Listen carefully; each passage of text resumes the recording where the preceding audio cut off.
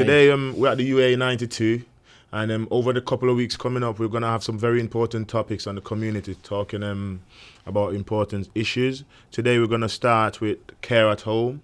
So how you guys doing today? We're good. Yeah, so Very, to speak, very yeah. good. And sorry to introduce you guys. This is Paul, and that's Elliot, yeah. Mm-hmm. So can you guys tell us a bit more about yourselves, please? Elliot.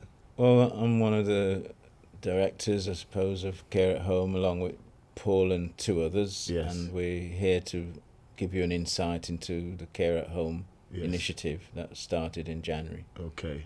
And Paul? So and I'm Paul Davidson. I'm part of Care at Home on the advisory team there. But I've got involved through Taif Desai, yes, an organisation that we've set up to encourage the growth of businesses within the community, to encourage their sustainability. Yes. And I'm very excited about Care at Home because it seems to be one of the serious businesses that are being emerged in recent times in the area. Yes, okay. And so what is Care at Home? Care at Home is a service for delivering absolutely, I call it bespoke services to elderly people in their homes. Okay. I must stress in their homes. So that they're not being moved to a care facility. They've grown up in that home. It's theirs. We want to be able to support them whilst they're in their home. So we're training individuals to be able to go in, meet the needs of those people, give them a much more culturally appropriate experience in terms of what they require on a day-to-day basis. Very good. We all have had experiences of care being delivered not very well. So we've been focusing on getting that right and getting the right people to go into our people's homes and deliver that care. Yes. And Paul, you got anything on that topic and that sub? I'm Paul Davidson. I'm from Taif Desai, an organisation that recognises when businesses or organisations are launched in our area, launched within the black community, and we look at how we can support. And I've been really excited about Care at Home because it seems to be the kind of business that pretty much every family will be touched by its needs in one way or the other. So I'm really excited to be part of the planning team with Share at Home. Okay, that's very, very interesting. And so what problem do you hope to solve by opening Care at Home?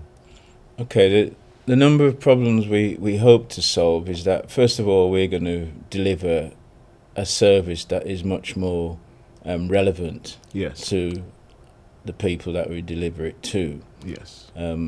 That means that they get a chance to live in their own homes, get the right support, and in many cases get the right guidance as to where they can tap into other services that they may want. Okay. And more importantly for us is that we ensure that those services are culturally sensitive to the people that we are looking after. When people get older, it should be in our gift to look after them. We shouldn't be in a situation where they're having to struggle and deal with things on their own. So we're very clear that we've set this up. This isn't about making money. We've done it totally altruistically. It's a principle that when people get older, we should ensure that we can deliver services to them and make sure it meets their requirements. Yeah. So I know on the topic of money, you mentioned money, most people may be wondering, okay, can we afford it? And like you've made clear, it's not about a profit. It's about the principle and someone getting the proper care. This is a principle, but let's be very clear. Yes. Every service you deliver costs. Exactly. So we're not. This isn't about a charity. Exactly. People have to look at their budgets. They got to work with social service to be able to be clear what sort of support they can afford. Okay. But we will make sure that it's affordable because none of the directors are in it for money. We have done it totally altruistically. And that's very, very important and close to your heart. So what makes it different from other care service? What make you think it's different? Just explain a bit more. A can do that. I think it's different because it's very much more community focused. Okay. It's focused quite a lot on our Afro-Caribbean people who often are marginalised by the present services. Mm-hmm. Secondly, the people we have around us are caring people who are very much, they follow the values that we have in terms of quality. We also have got an infrastructure of technology that helps us to monitor and understand the services that we delivered. So we've not come into this just to put a few carers in people's homes. We're looking at the long-term plan that will, stand scrutiny. Yes. So that's, I think we're different because also there's 4, including Paul, Afro-Caribbean directors of this service. So we believe we are much more sensitive to the needs of the African and Afro-Caribbean people. And would you guys say you've had any experience within that field, like having elderly parents been put into it? Paul, would you say? Well, just not so long ago, my own mother needed this type of support. Yes. She passed away just about nearly 2 years ago. Sorry to hear. But during the time of her getting older and becoming more ill, yes, it came to the point where she did need care. Yes. And she wanted to go into a nursing home as a last resort. She really didn't want that. But then the care service which was available wasn't always culturally appropriate. As much as she likes shepherd's pie and mashed potatoes, she prefers saltfish and green bananas. And it was very important that there was a care service that would understand the needs of the cultural needs of our people, who could make jollof rice, rice and peas, and it wasn't always a rice that they couldn't necessarily relate to in terms of their diet. Exactly. The other thing my mum really liked when we did finally get her some culturally appropriate care was the banter. Yes. She could talk in the Jamaican vernacular and drop few little words and get a nice laugh from the ladies who were looking after her. But when they weren't available and she had care from people who didn't have the cultural background, she obviously appreciated it and they did a good job. We don't want to complain about that. No. But there was something missing from her experience. She wanted to feel that she was more in a family environment than she was being looked after by professionals. And how important would you say that is, Elliot, for the social side of the... to me, it's absolutely fundamental. And the reason why I say that is that when we started to put this project together, we were working with a lady called Dr. Rook. I think she's from Zimbabwe. Yes. And we've done a lot of research on how critical the culturally specific services are for people, because it affects their mental health, it affects the way they feel about things. There's research that shows very clear that we need much more culturally trained and alert people from your background to engage with you, especially when people are getting through to issues of Alzheimer's and dementia. Yes. And those things are now being shown from a research perspective, that having that insight to the cultural facets of those people is very, very important. So I'm very much a convert.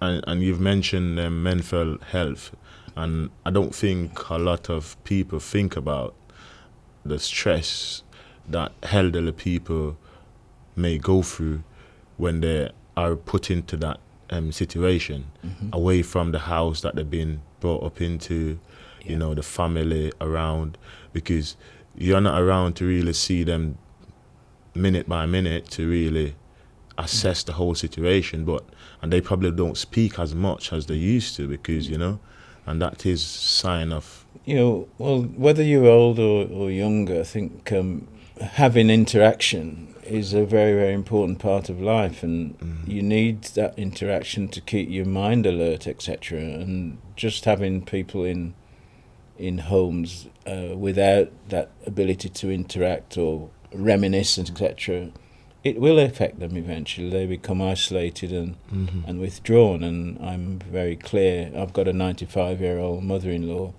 and we've looked and seen some of the things that makes her happy, and the things that you see that is not so conducive. And a lot of it is about having people around that understands her, that she can talk about her past and so on, and those things. And she's 95 and she's still alert. So I've seen from a personal point of view the importance of having that culturally more sensitive way of delivering care. Yes.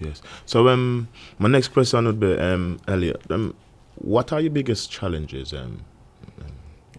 Biggest challenges I can probably count three. The most important one is that we need more carers from our community who we can employ, train, and get them prepared for the sort of work that we want to do. We also require the community to understand or be aware of what we do and to support us. We got lots of elderly people in our community, but very few come forward asking for what's the cost of delivering this, what do we do. They still are a little reluctant, I suppose, to put themselves forward or to raise their hands. And so those are two key things.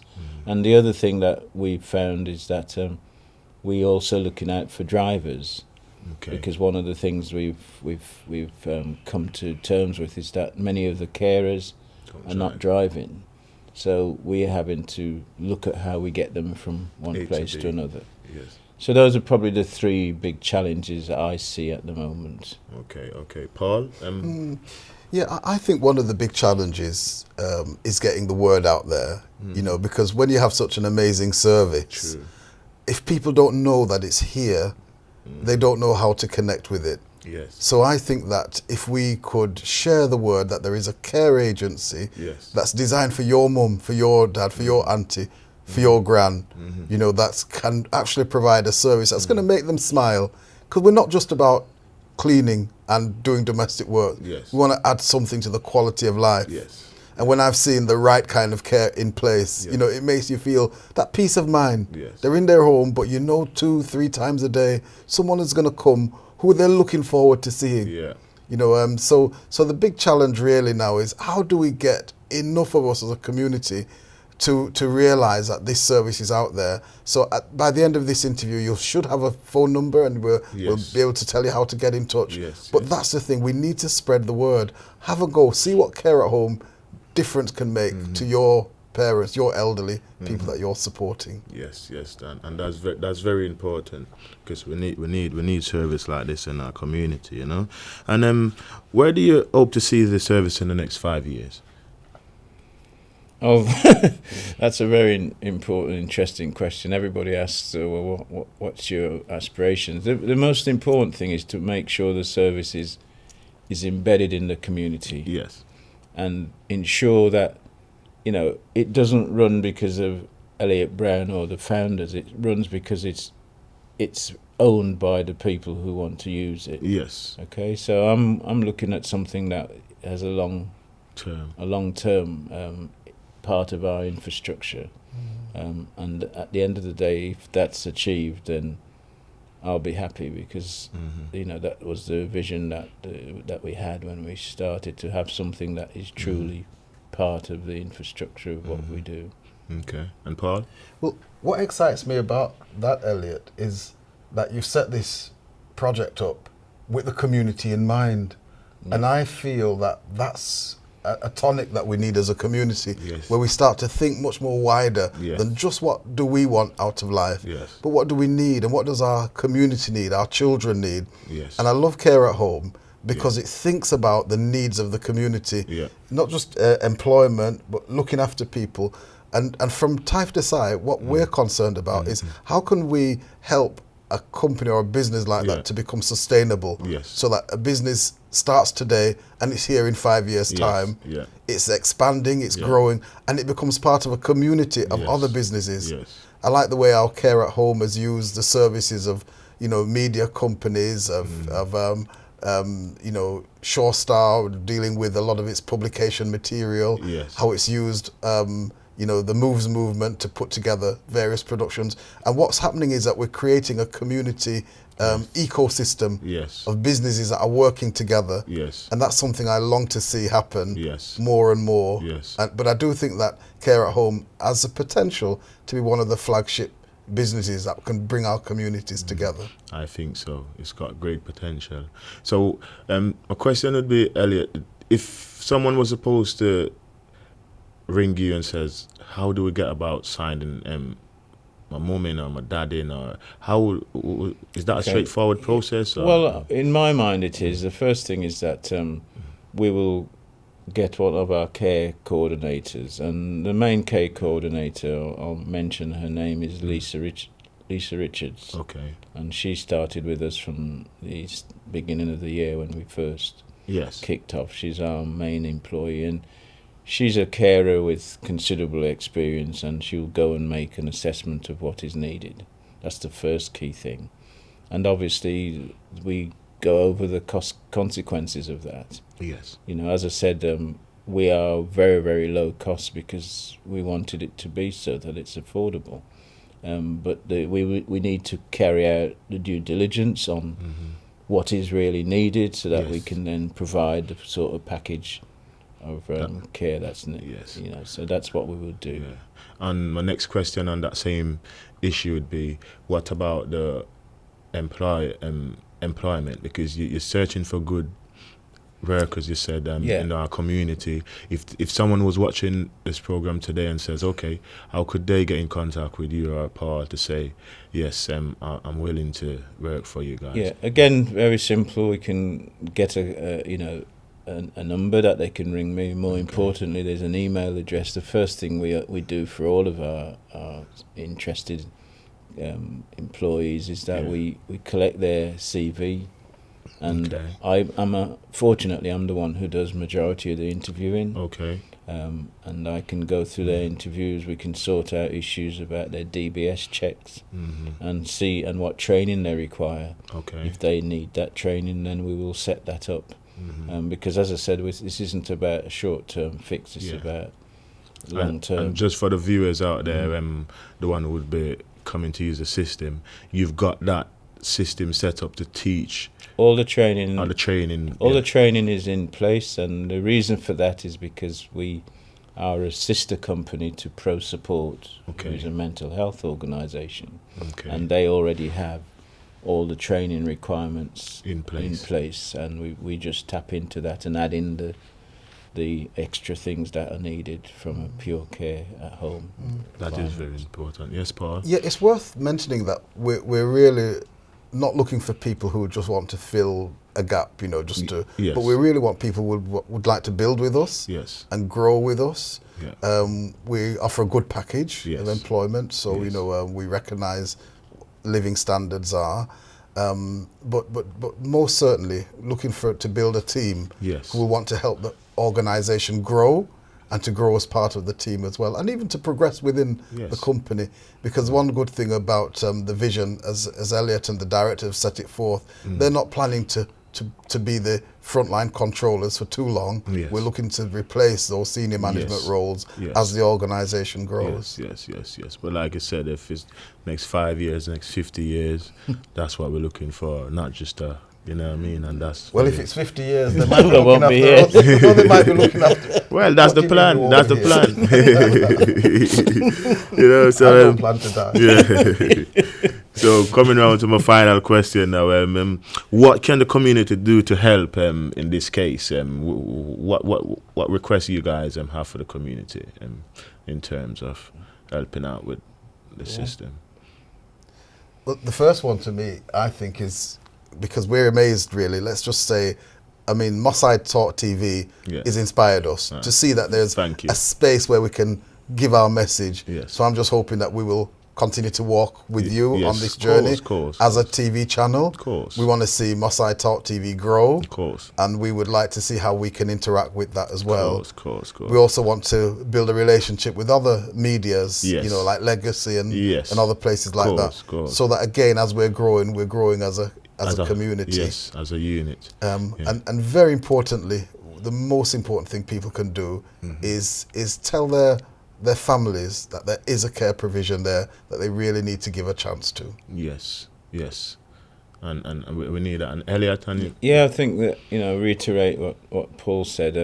We started in January. It's been slow. It's been tough to actually just get a service off the ground. A lot of people think setting things up is just, a walk in the park. It's not, and especially when it's a people organisation, you need the right people around you. Yes, you do. To make things work. You need the right people who want to do this service. Yes. It's not just about, a job to pick up a paycheck. This is about commitment and the empathy that's needed to deliver this kind of requirement. So those are the things that I focus on most. So when I interview people, I'm looking at a little bit more than just what their CV is like. I'm looking at the person. Will they be with us? Can they work with us? Do they understand the challenges that these sort of services will very have. Important. Yeah. It's very important. Yeah. And I think you guys have a very bright future, I would say, because from majority of people, I would say they wouldn't want to go into care, or they wouldn't like to be in care.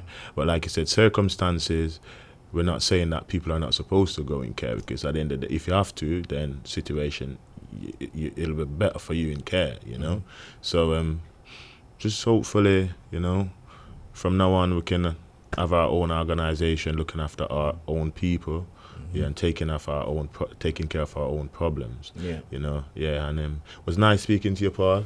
Good to speak to you. Elliot, Good to speak to you. Thank you very much for your time. Thanks for having us. Yes, man. You're welcome. Hope you guys have a good day. Yeah. Thank you. All right.